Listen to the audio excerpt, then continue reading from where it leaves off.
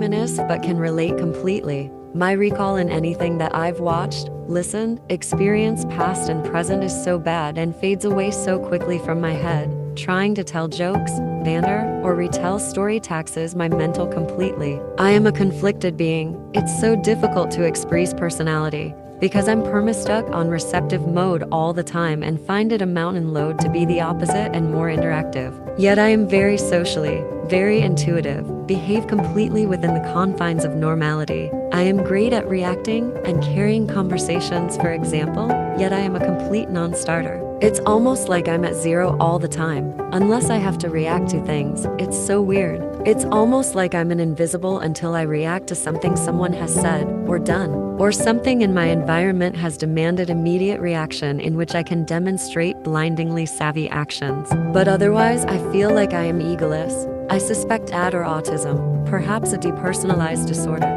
Yes. Do you ever catch on partway through your story that it's not going to be funny, but you can't stop talking now because everyone's paying attention to you? So you scramble to just get it out as quickly as possible, skipping over even more crucial information and making it even less funny and even harder to follow. And then, out of politeness, someone who clearly had no idea what you just said asks follow-up questions, and you just give them short answers and pray that they lose interest or someone changes the subject because you don't want to talk about it anymore and you wish you never brought it up in the first place. And you think about that at night when trying to fall asleep, and you decide to just keep your mouth shut from here on. But then people ask you why you're so quiet, and you just shrug. Yep. Happened so many times and I can't seem to get better. So I decided to be funny in conversations by using one-line responses when someone else is doing the talk. Like that time someone was talking a whole ass story about a guy that died having sex. I ignored the whole story, but when I heard that, I exclaimed, "He came and left." Everyone lost it, and it was the only thing I said during that topic. Mission accomplished. If you start with a lead-in, it helps. For example, if someone brings up a common friend and you have a story you want to tell, you can actually spoil a bit of it to get people interested. For example, you could say, "Oh, Mark? He might still be mad at me," which in exchange the other person will naturally question why that is, giving instant control over to you in the conversation.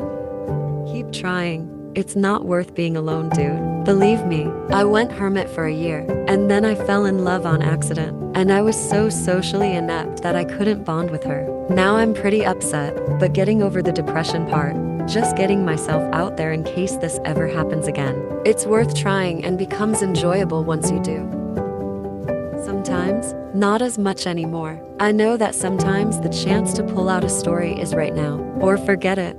It's too late, but usually I have a few seconds to rehearse the high points in my mind and firm up the bridges between the high points. I can keep the end point mentally tucked off to one side, which keeps me on track. A lot of the time I'm observing someone else mangling a funny story I already know. I don't want to interject corrections, so I just watch the wreck happen. If the audience still looks completely confused, I might add a bit of context posthumously. My son inevitably starts telling every story from the middle with zero context. He always did as a child and still does as an adult. He recognizes that he does it, but we couldn't figure out a way to get around it. It seems to be the way his brain works.